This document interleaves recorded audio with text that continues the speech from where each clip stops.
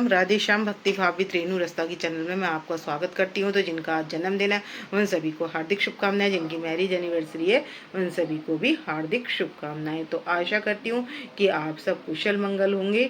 तो आज की वीडियो रहने वाली है कि गंगा दशहरा कब है। तो आप सभी को गंगा दशहरा की हार्दिक शुभकामनाएं। तो हमारे ये छोटे लाला, इनके भी दर्शन कर लीजिए, कान्हा जी के श्रृंगार दर्शन कर लीजिए और हमारी राधा रानी के श्रृंगार दर्शन कर लीजिए और लड्डू गोपाल जी के श्रृंगार दर्शन कर लीजिए।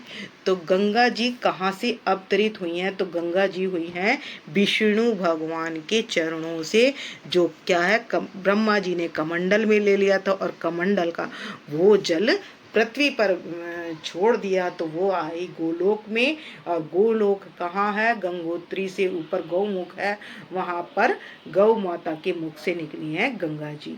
तो गंगा के अवतरण दिवस के रूप में ये मनाया जाता है। तो जेठ मास की शुक्ल पक्ष की दशमी को गंगा दशहरा मनाया जाता है। तो ये धार्मिक मान्यताओं के अनुसार ये सबसे बड़ा दिन माना जाता है जबकि हमारी गंगा जी अवतरित हुई हैं। तो शास्त्रों में इसका वर्णन आता है, तो स्कंद पुराण में भी आता है गंगा जी का वर्णन और शिव पुराण में भी आता है, श्रीमद् भागवत में भी इसका वर्णन आता है। तो सब शास्त्रों में सबसे बड़ी जो है गंगा मानी गई है और सगर कोत के पुत्रों को 60,000 पुत्रों के तारने के लिए भी गंगा जी आई गई हैं। तो जब गंगा जी नीचे आई तो उनका बेग भगवान शंकर से प्रार्थना की भागीरथी जी ने। तो भागीरथी जी इस दिन लेकर आए थे, इसलिए ये दिन विशेष और शुभ माना जाता है और बड़ा दिन माना जाता है। तो तब शंकर जी की प्रार्थना करने पर शंकर जी ने अपनी जटा में गंगा जी को पधार लिया और एक जटा खोलकर पृथ्वी पर प्रवाहित किया।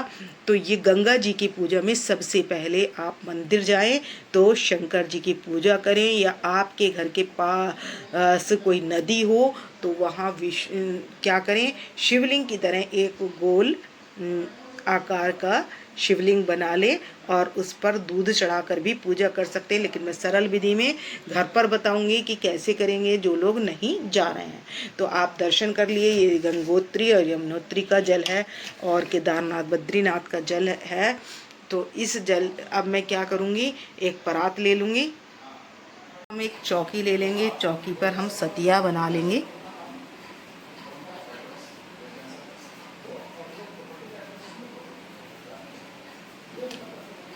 तो आप हल्दी भी ले सकते हैं और चंदन से भी बना सकते हैं, आपका भाव है जिससे भी बनाना चाहें।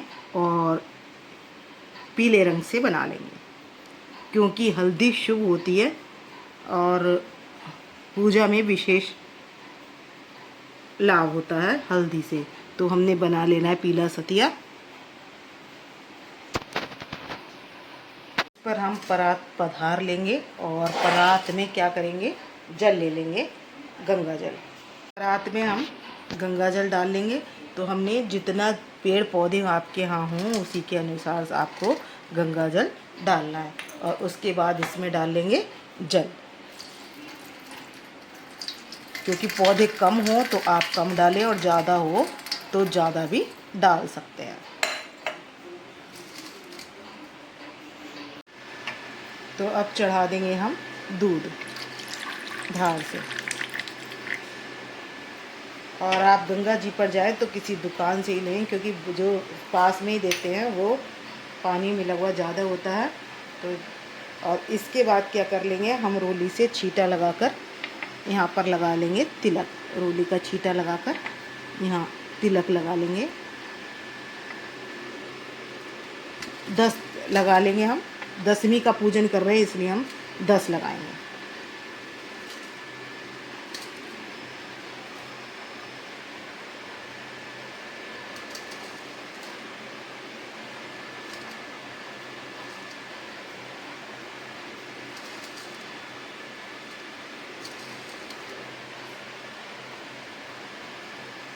और इस दिन भगवान शंकर का भी पूजन जरूर करना है। यदि आप मंदिर जाते हैं तो ठीक है, नहीं तो आप घर में ही, अगर आपके पास पिंडी हो तो उनको स्नान करा लें और नहीं हो तो आप भाव से उनकी पूजा कर लें।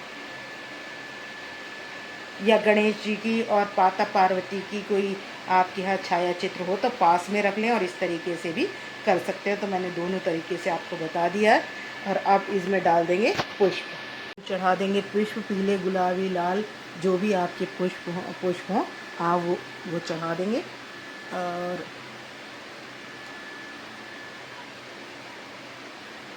इस तरीके से कर लेंगे पुष्प, और इस पर कलावा चढ़ा देंगे। तब को हम चुंदरी उड़ा देंगे, और चुंदरी उड़ाने के बाद जो साड़ी हमने दान करनी है वो भी हम ले लेंगे और जला लेंगे दीप। तो हम 10 दीप जलाएंगे और उसके बाद करेंगे आरती। को चढ़ाने के लिए ले लेंगे श्रृंगार का सामान, चुंदरी ले लेंगे। मैंने बता दी थी चुंदरी कैसे उड़ानी है, और क्योंकि मुझे दीप जलाने हैं तो मैंने चुंदरी हटा दी है। और आप साड़ी भी रख सकते हैं, चुंदरी भी रख सकते हैं। और ये हमने जोत तैयार कर ली है, और ये ले लिए 5 फल दान करने के लिए। तो रसीले फलों का ही दान किया जाता है। तो ककड़ी भी ले सकते हैं, खीरा भी ले सकते हैं, और आप सब्जी भी ले सकते हैं, और फल भी ले सकते हैं। वो आपकी इच्छा है, आप क्या लेना चाहते हैं। तो अब हम दीपक जला लेंगे, और हमने जला लिए 10 दीप मिट्टी के। तो आप भी मिट्टी के दीप लेकर 10 दीपक जलाएं, जिससे आपका दीपदान, गंगा मैया का ध्यान करके आप 10 दीपक का दान कर सकते हैं। तो ये जोत जला लिए मैंने, तो एक तो मैं रख दूँगी बीच में, यहाँ पर जहाँ मैंने पुष्प चढ़ाए यहाँ पर रख देंगे, और बाकी मैं ये चारों तरफ रख दूँगी दिए।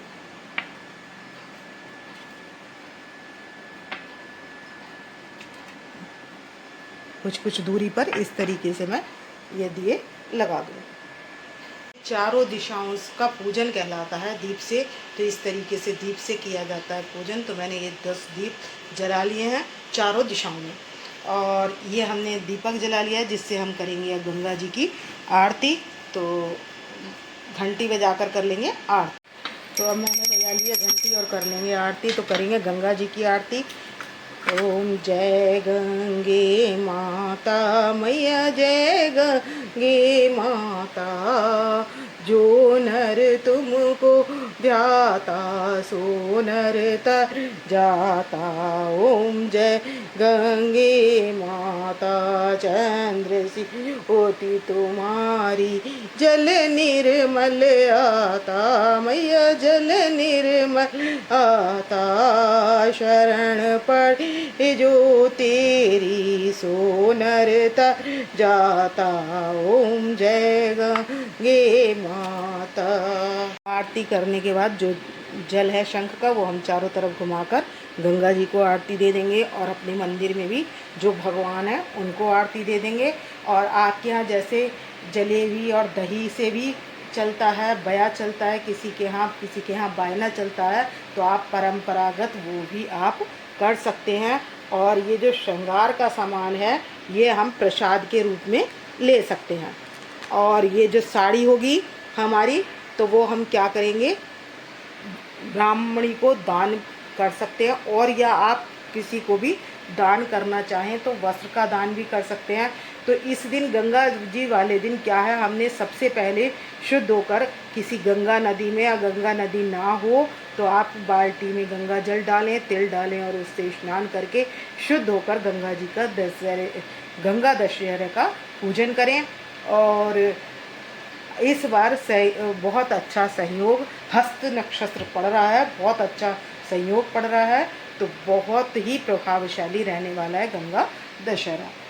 तो इस तरीके से आप सरल विधि से घर में गंगा दशहरा की पूजा कर सकते हैं। इस जल को पौधों में दे दें, तुलसा जी में भी दे सकते हैं, और दूसरे पौधों में भी गंगा जल दे सकते हैं। तो इस वीडियो का करूँगी मैं यहीं पर एंड। यदि आपको मेरी वीडियो पसंद आए तो प्लीज़ लाइक करें, सब्सक्राइब करें, और शेयर करना ना भूलें। कमेंट सेक्शन में हर हर गंगे कहकर हाजिरी लगा सकते हैं। तो मिलते हैं नेक्स्ट वीडियो में। भक्तों राम राम, राधे श्याम।